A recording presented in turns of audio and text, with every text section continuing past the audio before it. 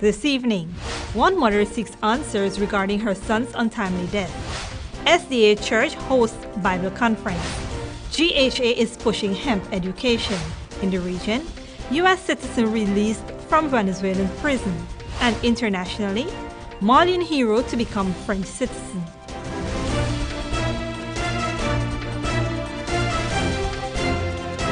From Safe TV headquarters in South Rival Gardens, this is Safe TV Headline News with George Gonzalez. Today is Monday, May 28, 2018, and this edition of Headline News is now being streamed live on our Facebook page and YouTube channel. I am Baby Bacchus. Thank you for joining us. A fire yesterday evening ravaged a Kitty Georgetown house and consumed everything in the two-story building. At around 4 p.m. yesterday, a fire started in the top flat of a two-story home located at Lot BE half, 228 Danrod Street. High winds caused the flames to spread throughout the home rapidly. Nonetheless, the neighbors credited the swift response from the Guyana Fire Service from preventing the fire from spreading to nearby homes. The home is occupied and owned by Ruth Lee, a Guyana Power and Light employee, and her 3 children. According to a neighbor, she left her home shortly before the fire started, but her daughter and 2 caretakers were inside the house at the time.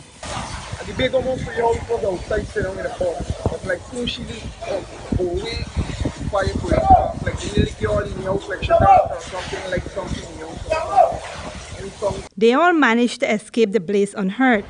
The Guyana Fire Service is currently investigating the cause of the fire. For Channel 2 Headline News, Bibi Bacchus. The Guyana Industrial Hemp Association is seeking to educate the nation about the benefits of the plant. George Gonzalez has more in this report. The Guyana Hemp Association is currently hosting a week of events for Hemp Awareness Week.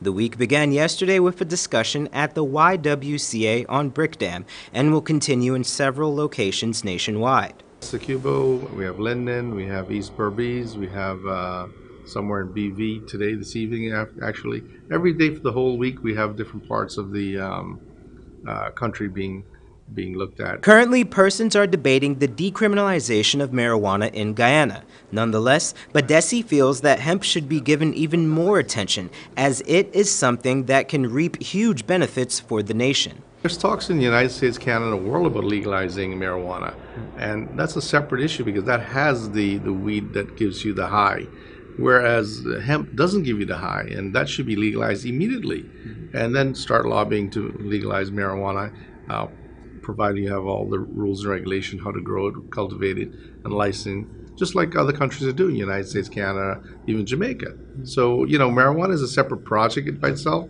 Hemp is supposed to be 1, 2, 3. If we have hemp legally for people to grow, permits, license, we have investors who can set up a plant immediately, but they want to see that license. Without that license, no one's going to invest. All persons are invited to the free events this week, which will culminate on Saturday with a hemp education program on Channel 2 at 7 p.m. For a complete listing of all of this week's events, visit their Facebook page at www.facebook.com/Guyana Hemp. Channel 2 Headline News, George Gonzalez. Thanks, George. Over the weekend, the Seventh-day Adventist Church held a conference at the Marian Academy in Georgetown. The event brought together some of the most brilliant biblical scholars from around the world. Wendell Jeffrey was there and filed this report. Instead of fighting, like Dr. Rodriguez said, we will never understand the nature of the Godhead. But just let's take by faith what the Bible says, and let us submit ourselves to the power of the Holy Spirit, and He will do great things through you. And the last chapter of the book of Acts, the book of the Holy Spirit, will contain miracles that happen in Guyana, because you have submitted yourself to the power of the Holy Spirit. George, over the weekend, members of the Seventh-day Adventist Church hosted what was termed the International Bible Conference, where several speakers from across the world came and presented on different topics. Several of them had very special insights into the field of evangelism, and they brought their expertise from around the world. Many of them shared personal experiences on how God has led, how the Holy Spirit has worked. Some of them spoke of the development that is happening within Christianity, and particularly Adventism around the world. And here are some excerpts from what was said over the weekend. Tell us a little about what your focus was for this seminar here this weekend. Well, this weekend we have chosen the topic of the Godhead, the issue of Trinity, and also we will have some issues of interpretation that will be presented. Then some difficult passages like Daniel 11 will be presented. Then how to understand the statement, living without the intercessor will be. The purpose here is to study the Bible with our members here. And I have two basic topics. One is about the Godhead, the person of God, the Trinity, which is a very important teaching of the Bible. And the other topic that I will address this afternoon is about hermeneutics. What are the rules, what are the principles that we should use in order to understand the Bible better? You have the work of the Spirit, and you have the nature of the Spirit, the two. And we put great emphasis on the work, the nature, the work of the Spirit, sanctification, the gift of prophecy, and so on and so on. What is the conference intention of this program? Well, I want to suggest that as a conference we have been very we're intentional about building the theological and doctrinal perspectives and concepts of our leaders across this conference, and we thought that this would have been a good opportunity to bring some of the leading theological minds of our church at the Biblical Research Institute who have studied and reflected deeply theologically on some important matters, particularly has to do with issues of the Trinity, the Godhead, the roles of the Father, the Son, the Holy Spirit, etc. Some distinctives, for example, is the sanctuary. We thought that we wanted to help our members to develop a greater understanding of these concepts. George, some of the issues range from creation to righteousness by faith. Some very hot button topics were discussed. Also being discussed was the work that was going on in once Soviet Union, Russia, the Soviet Union, the work that has been done there where the breaking down of walls were established religion was able to come into some of those countries. Thanks, Wendell. Don't go away. Coming up after the break, one mother seeks answers regarding her son's untimely death and today's crime and punishment. But first, here's today's foreign currency exchange rates.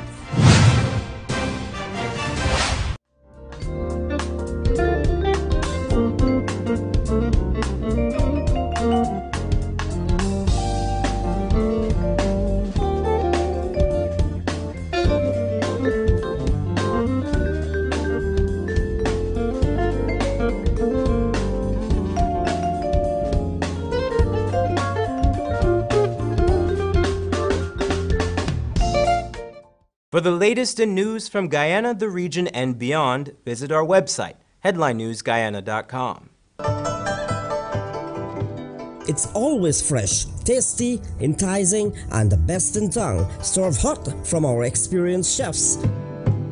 Come and enjoy our daily meals with a wide and delicious menu to choose from, also a wide variety of pastries and dessert.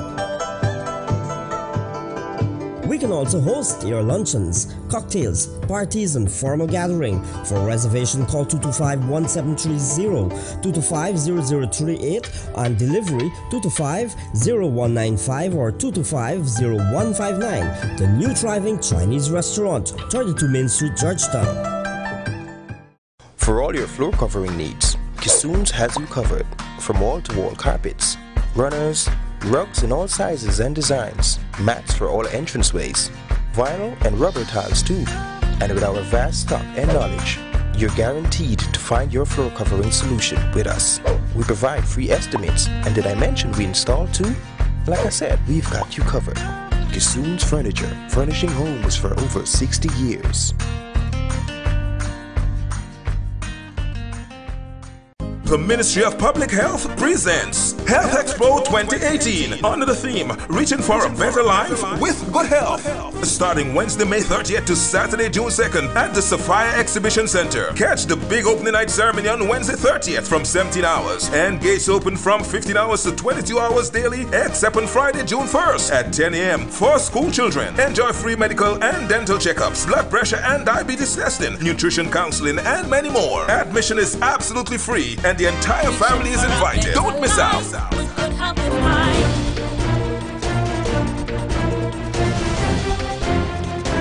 Welcome back.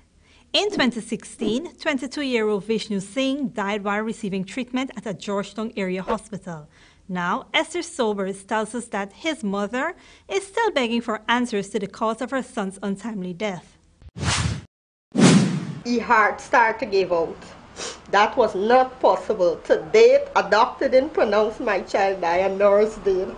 And I don't even know if I get it by a phone call. When I went there, they put he out and tell me go with him. Vishnu Singh was a vibrant, well-mannered, avid lover of music with a promising future as a disc jockey. Singh was the eldest of 3. Unfortunately, he never achieved his goal. In 2016, Singh's life was cut short and his family has never been the same since. In fact, the young man's family would have celebrated his 24th birthday today, May 28. His mother, who still continues to grieve the loss of her son, recounted events that led to her son's demise. According to her, he had spent 5 days in Bartica on a disc jockey gig. Upon returning home, he had developed a fever. Upon taking him to several different places, nothing seems to be happening, so I took him to the Morrissey Hospital. There is where they said he had malaria. After numerous tests and medications, Dr. Abel Fernandez of St. Joseph Mercy Hospital told Mrs. Singh that her son needed 25 units of AB blood, a rare blood type. Not giving up hope, Mrs. Singh turned her attention to the social media to highlight her son's plight. She received an outpouring of support from friends, family, and strangers. Despite the blood donations provided, the doctor didn't use it, citing that he had an emergency at home that he needed to attend to. After spending several days in the hospital, his condition deteriorated. The ailing Singh had begged his mother to remove him from the hospital. She had opted to have her son transferred to the malaria section at the Georgetown Public Hospital, but her request was denied by Dr. Fernandez and the administration of Mercy Hospital. On the 5th day in hospital, my son stood up on the bed and said, "Carry me home, this man killing me." And they come and sedate him. Since then he never wake up. A nurse come and she released something in him. And since then, he said to me he has to intubate my son. Push the tube down his throat, break up his teeth in his mouth. 2 days after he died. No justice. The hospital can't tell me what happened. The death of Vishnu Singh was widely reported at the time, as his mother blamed the hospital for her son's death. October makes 2 years since his death, and Mrs. Singh still seeks answers regarding her son's death. To date, she has not heard from the medical council about the findings in their investigations, nor the hospital on the cause of death. Feeling frustrated, she even brought the matter to the then Minister of Public Health, Dr. George Norton. He noted that it was a private matter and the government could not intervene. Every time I visited, they said the matter is under investigation. They're going to contact me. 2 years going to be approaching. Nobody's telling me anything. I need justice for my son. No kind of money cannot repay me, but I want the doctor to be brought to justice. Do you know the doctor is still employed at a medical hospital? No, they said to me he's suspended. He's suspended? Yeah. Are you thinking because of the matter they suspended him and that is justice Yes. served for your child's death? That is not justice. Suspending him doesn't give me comfort. Because you're thinking this doctor can practice on He some has other an person? office in Mahaica where he practiced with his wife. I don't know if he's still doing it. He has a private place where he practiced. An autopsy report revealed that Singh died from septic shock, with secondary factors being pneumonia compounded with malaria, a malaria known as falciparum. To have a better insight of this type of malaria, Channel 2 Headline News, in an invited interview, spoke to Dr. Gerald Ford, a doctor attached to the Georgetown Public Hospital Internal Medicine Department. In Guyana, we got mainly falciparum or vivax. Falciparum, which is the most deadly type of malaria, can cause you to feel feverish, joint pains, among others, according to Dr. Ford. Vomiting, nausea, headaches. Right? Your spleen could get a bit enlarged, right? Based on the severity of the malaria. Right? If you got falciparum malaria and it's severe, you can go into a coma. You can go into something called cerebral malaria. Right? And there's a very serious form of malaria. And this type of malaria can lead to death? Can lead to death. In many cases? Yes.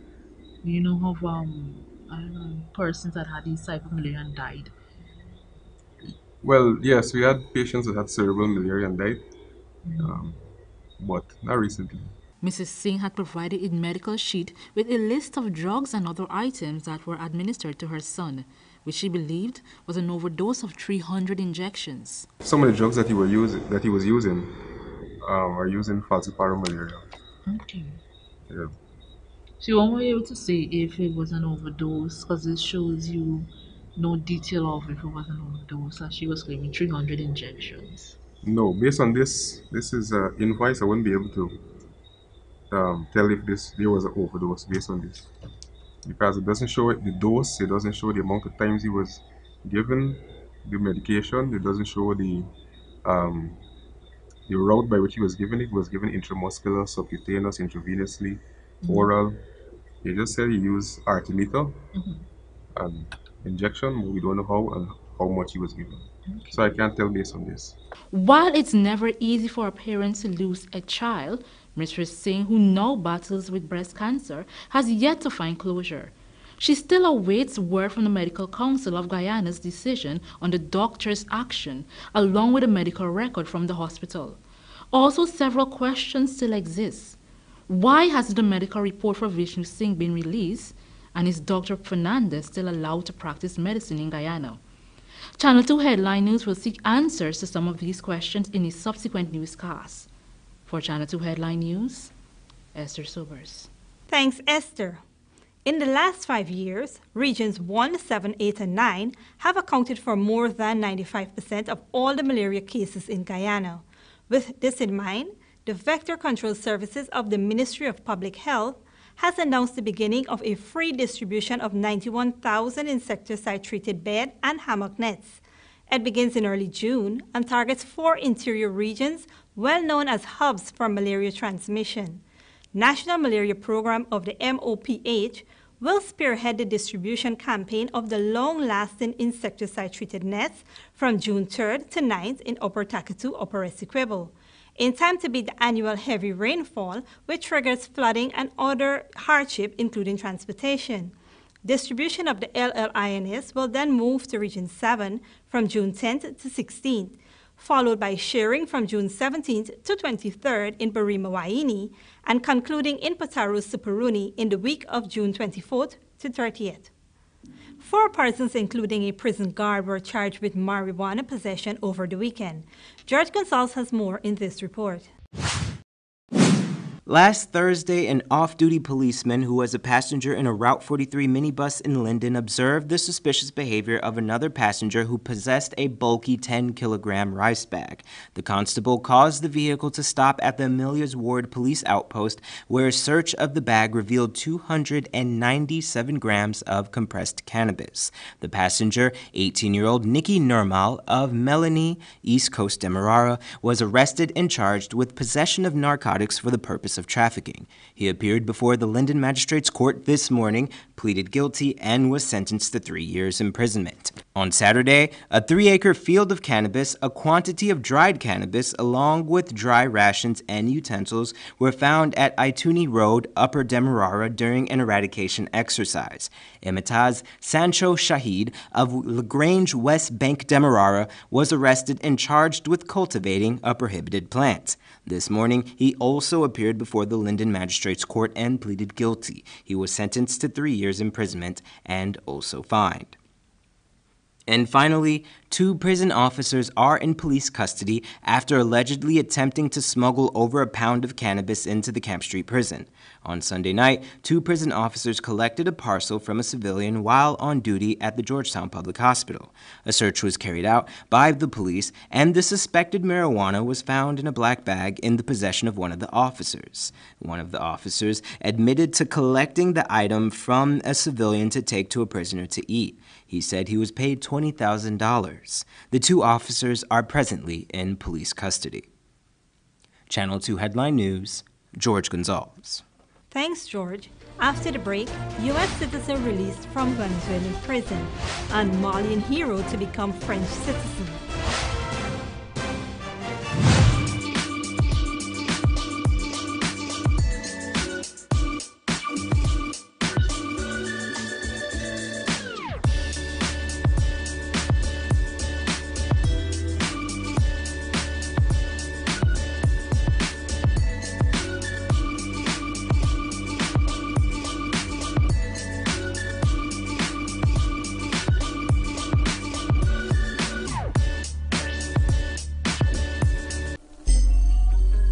Mom, what are you doing with GPL on your list? Child, you forgot I have to pay GPL? You got time with GPL? I have to keep these lights on. The customers who think in that manner and refuse to honor their obligation to GPL are obviously not playing their part in ensuring quality service delivery. So, I will continue to pay my GPL bill on time, every time. I recognize the value of your point, Mom. You were right.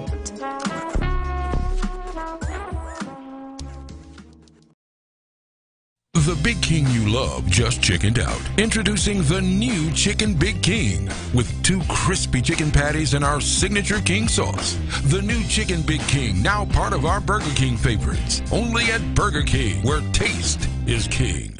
The Ministry of Public Health presents Health Expo 2018 under the theme Reaching for a Better Life with Good Health.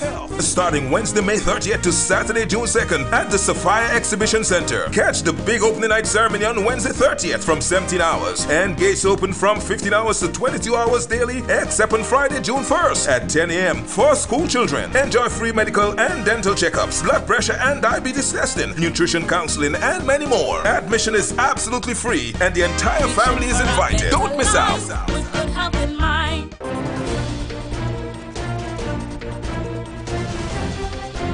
Welcome back. George Gonzalez brings us the regional and international headlines of the day. In regional news, sanctions will remain on Venezuela despite the release of a U.S. prisoner and his wife on Saturday, according to U.S. Vice President Mike Pence. Very glad that Josh Holt is now back home with his family, where he has always belonged, Pence tweeted. Sanctions continue until democracy returns to Venezuela. Joshua Holt and his Venezuelan wife Tammy arrived in the U.S. accompanied by Senator Bob Corker, who helped negotiate their release. Holt and his wife had been imprisoned in Venezuela for 2 years on charges of concealing weapons. Colombia is preparing for a runoff in its presidential election. This after no candidate achieved 50% of the vote in Sunday's first round. Thus far, conservative Ivan Duque was leading with 39.7% ahead of the left-wing candidate Gustavo Petro on 24.8%. Incumbent President Juan Manuel Santos cannot run again as he's reached his term limit.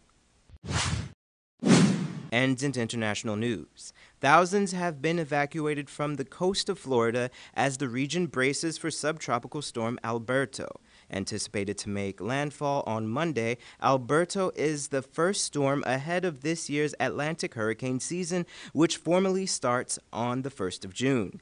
It will bring heavy rain and winds of 65 miles per hour across several southern states, according to the U.S. National Hurricane Center.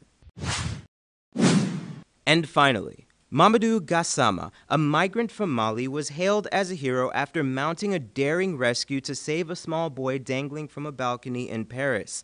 Now, French President Emmanuel Macron has promised to give Gassama French citizenship.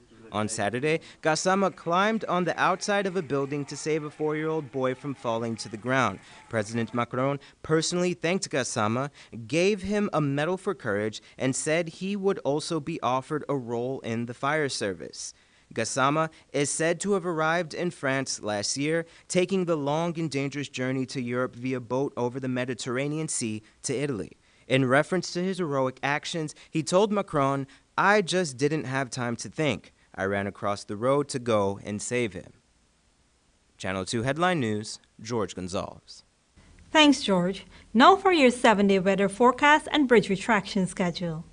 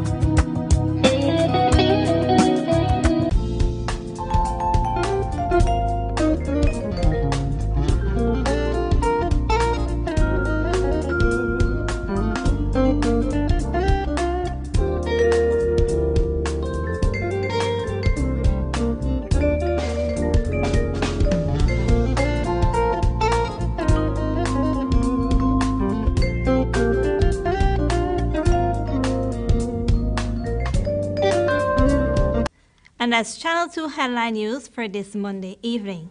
As we take our leave, we invite you to find Channel 2 Headline News on Facebook and YouTube, on our website Headline News Guyana.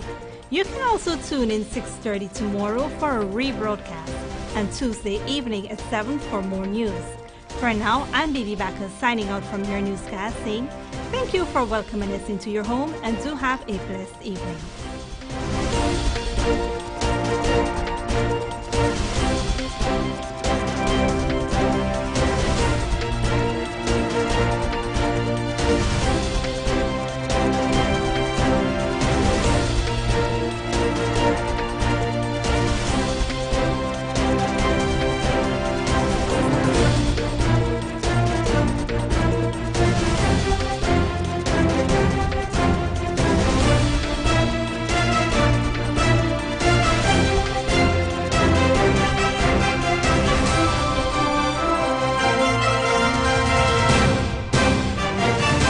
The Ministry of Public Health presents Health Expo 2018 under the theme Reaching for a Better Life with Good Health.